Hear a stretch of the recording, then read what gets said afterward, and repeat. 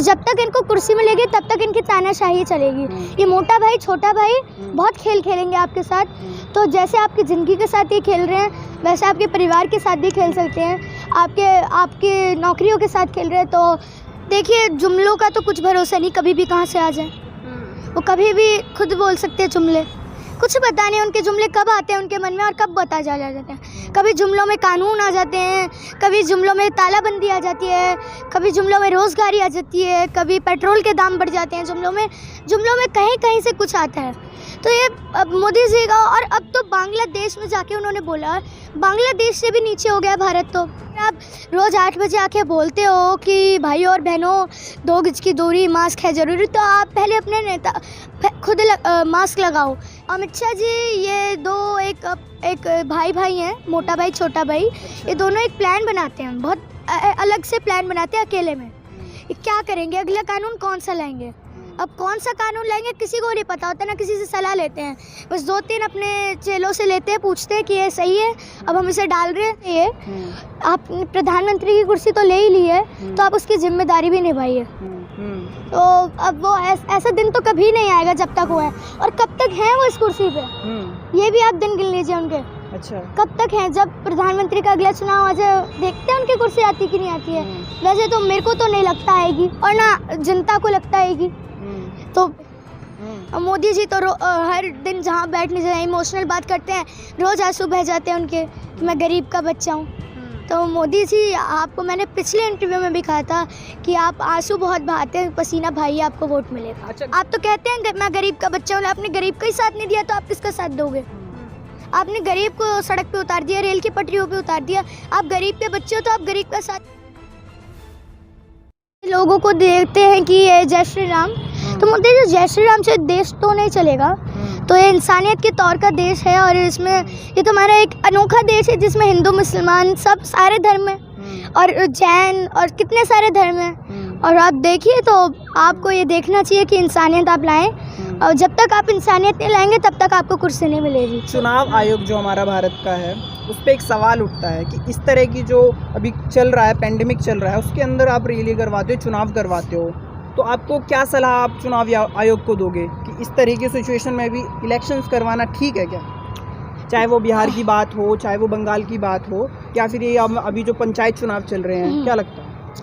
ये अभी जितने भी इलेक्शन चल रहे हैं बहुत गलत चल रहे हैं, क्योंकि जिस तरह से महामारी बढ़ रही है और अभी तो कितने सारे स्ट्रेन भी आ गए हैं इसके, और कुछ पता नहीं कब जाएगी। और तो अभी आपको इसमें रोकना चाहिए कि हाँ कितने लोगों की जान इसमें खतरे में है। और अभी आपने जो कुंभ के मेले में आपने हरिद्वार में देखा है कितने साधु पॉजिटिव हैं वहाँ, और कुछ का तो टेस्ट भी नहीं हुए हैं वहाँ। तब देखिए आप वहाँ की भीड़। तो मोदी जी आपको रोकना चाहिए। आप प्रधानमंत्री की कुर्सी तो ले ही ली है तो आप उसकी जिम्मेदारी भी निभाइए। कुछ दिनों से पलायन शुरू हो चुका है, बस की बस जा रही हैं लोग, जहाँ से बिहार से, यूपी से, जो जहाँ से आ रहा है दिल्ली से वापस जा रहा है। क्या जनता ठोकर खाने के लिए ही बनी है? ये कौन जवाब उनसे लेना चाहेगा? देखिए जितने भी गरीब थे अभी आपने बताया जैसे, वो जानते हैं पहले के अपने आंसू, अपने दर्द, अपने जितने भी उनकी खुशियाँ थीं, तो अपने खाना भी नहीं बचा था उनके लिए, तब वो निकले।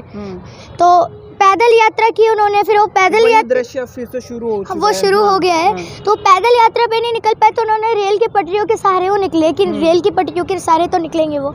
लेकिन अब तब भी उनको रेल की पटरियों ने, रेल के पहियों ने उन्हें कुचल दिया। कितने मासूमों की जान गई थी वहाँ, कितने बुजुर्ग लोगों की जान गई थी, कितने लोगों के पैरों में छाले पड़ गए। तो अब दर्द उनसे नहीं देखा जाएगा। कितने के अपने मर गए, कितनों के लाल मर गए अपने। तो अब वो उसका विरोध तो करेंगे ही, अब वो निकलेंगे भी जहाँ पे, अब वो वापस थोड़ी ना आएंगे। पहले लगा था कि हाँ 90% 100% किसान मतलब गरीब गए थे, मजदूर गए थे, तो उसमें से 90% तो वहीं रुक गए। 10% आए जिनके यहाँ बहुत बेरोज़गारी हो गई थी, रोज़गारी हो गई। तो इसलिए आप देखेंगे जिस प्रकार से जो है गरीब लोग हैं उनका अब चालान काटा जा रहा है, 2-2 हज़ार रुपये का चालान। वहीं अगर मैं परसों मोदी जी की बंगाल रैली की बात करती हूँ तो वो बिना मास्क के वहाँ पर दिखाई देते हैं। देखिए वो बंगाल रैली में ही नहीं, वो जब बांग्लादेश के मुख्य प्रधानमंत्री से मिलने गए थे तब भी उन्होंने मास्क नहीं लगाया था। तो मोदी जी, मेरे पापा ने तो पहले ही लिख दिया था मास्क विद टास्क, तो आपको भी तो मास्क लगा लेना। अगर आप रोज़ 8 बजे आके बोलते हो कि भाई और बहनों 2 गज की दूरी, मास्क है ज़रूरी, तो आप पहले अपने नेता खुद मास्क लगाओ, फिर जनता आपकी लगाएगी। हम दिल्ली के मुख्यमंत्री में यही तो बात है, वो पहले खुद लगवाते हैं, फिर तो उनके अगर आपका नेता ही लगा रहे हैं तो फिर आपको क्या डरने की बात है। हमारे मुख्यमंत्री जी ने लगवाई है तो हमारी जनता को क्या डरने की बात है। अगर लीडर ही लगा रहे हैं, अपनी जान को नहीं देख रहा है वो, और इसमें क्या प्रॉब्लम है लगवाने में वैक्सीन? आपकी जान ही तो बचा रही है वैक्सीन। तो आपको और मैंने लिखा था, मेरे पापा ने मेरे लिए, कि ज़िंदगी का टीका नहीं, जिस्म का टीका नहीं, ज़िंदगी का तिलक है। अगर आप इसे टीका मानेंगे तो आपको एक खौफ देगा, और अगर तिलक मानेंगे तो आपको ये एक अलग सा लगेगा कि ये हमारी ज़िंदगी बचाएगा। तो आप ये माने और इसे लगाएं। आपने अभी बांग्लादेश की बात करी, उससे पहले आपने कहा था कि मोदी जी कहते हैं कि मैं गरीब का बच्चा हूँ। बांग्लादेश में जाकर भी उन्होंने ये बात कही थी कि मैंने आज़ादी के लिए सत्याग्रह किया, जेल गया मैं। तो इस प्रकार के जो बयान आते हैं प्रधानमंत्री की तरफ से, वो कहाँ तक मायने रखते हैं? देखिए, जुमलों का तो कुछ भरोसा नहीं, कभी भी कहाँ से आ जाए। वो कभी भी खुद बोल सकते हैं जुमले, कुछ पता नहीं उनके जुमले कब आते हैं उनके मन में और कब बता जा जाते हैं। कभी जुमलों में कानून आ जाते हैं, कभी जुमलों में तालाबंदी आ जाती है, कभी जुमलों में रोज़गारी आ जाती है, कभी पेट्रोल के दाम बढ़ जाते हैं। जुमलों में कहीं कहीं से कुछ आता है। तो ये अब मोदी जी का, और अब तो बांग्लादेश में जाके उन्होंने बोला, बांग्लादेश से भी नीचे हो गया भारत। तो वहाँ पे तो इतनी महंगाई भी नहीं है, अब यहाँ पे इतनी महंगाई बढ़ गई है। तो ये तो आपने क्या क्या सोचा था मोदी जी, आपने क्या इतिहास को बनाना था और आपने क्या कर दिया। मोदी जी मन की बात करते हैं, अपनी बोल लेते हैं, प्रेस कॉन्फ्रेंस नहीं करते। बहुत से लोगों का सवाल होता है, हमारी वीडियो सुनो, क्या लगता है कब वो दिन आएगा जब मोदी जी भी आएंगे, पत्रकारों से बात करेंगे? ऐसा हो भी पाएगा क्या? मोदी जी ऐसा तो नहीं करेंगे, और वो मन की मार करते हैं हमारी, तो सभी मार करते हैं। हाँ जी। अच्छा। सभी जानते हैं उसे। तो अब वो ऐसा दिन तो कभी नहीं आएगा जब तक वो है, और कब तक है वो इस कुर्सी पे, ये भी आप दिन गिन लीजिए उनके। अच्छा। कब तक हैं? जब प्रधानमंत्री का अगला चुनाव आ जाए, देखते हैं उनकी कुर्सी आती कि नहीं आती है। वैसे तो मेरे को तो नहीं लगता आएगी, और ना जनता को लगता आएगी।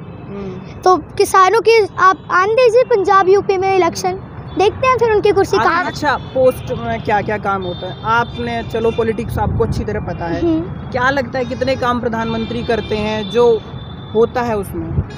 देखिए, अभी बहुत सारे प्रधानमंत्री तो काम करते हैं, नहीं हमारे अभी के हाँ, मैं वैसे ही अभी के प्रधानमंत्री क्या काम कर रहे हैं वो किसी की गिनती नहीं हुई है। अच्छा। देखिए, काम तो वो कर रहे हैं, लेकिन जो वो काम कर रहे हैं बुराई में और अच्छाई में दो बराबर मेहनत लगती है। आप मेहनत बुराई में करो उतनी ही मेहनत लगेगी, और आप अच्छाई में मेहनत करो तो उतनी मेहनत लगेगी। तो मोदी जी आप मेहनत कीजिए। और हमारे यहाँ सरकार में, दिल्ली की सरकार में 2 मॉडल हैं, एक अच्छा मॉडल है और एक बुरा मॉडल है। एक कमल का मॉडल है, एक झाड़ू का मॉडल है। तो एक के मुंह से जुमला निकलता है, मन की मार निकलती है, और क्या क्या निकलता है किसी ने अभी तक गिनती तो हुई नहीं है, तो कुछ भी निकाल देते हैं, उनका कुछ भरोसा नहीं। तो और यहाँ हमारे जो दूसरी तरफ झाड़ू मॉडल है, वहाँ भरोसा निकलता है, पत्थर की लकीर निकलती है, और एक भरोसा देते हैं वो अपनी जनता को कि हाँ आप ये लगवा सकते हैं। और वो क्या जनता भी देख रही है दिल्ली के क्या उनके साथ हो रहा है। और वो आखिरी सवाल, किसानों ने कहा ये अब हमारा गांव बन चुका है गाजीपुर में, और हम यहाँ से नहीं जाएंगे, ठीक है। वहीं पे अमित शाह कह देते हैं हफ्ते में खाली करो, तो क्या लगता है क्या होने वाला है? अमित शाह जी, आप वहाँ पे आके देखिए पहले, आप देखेंगे तो वहाँ आपको भी बुरा लगेगा आके। आप कहते हैं कि हम ऐसे हैं और हमने कितना कुछ करा है देश के लिए, आप अभी कुछ नहीं कर रहे हैं, आप बाद में क्या करेंगे? आपकी सरकार तो आने वाली नहीं है, तो आप क्या करेंगे? बाद में तो कुछ कर नहीं पाएंगे। अभी कर लीजिए, आपको बहुत वोट मिल जाएंगे किसानों के। आप गंदगी साफ करा दीजिए वहाँ का, कुछ उनको सुविधा दीजिए जो भी वो मांगते हैं, आप बात कीजिए। और आप सबसे बड़ी बात, आप सफाई मत करिए, आप कानूनी वापस ले लीजिए। किसान तो उसको ही मांग रहा है, आप कानूनी वापस ले लीजिए, बहुत बड़ी बात होगी आपकी।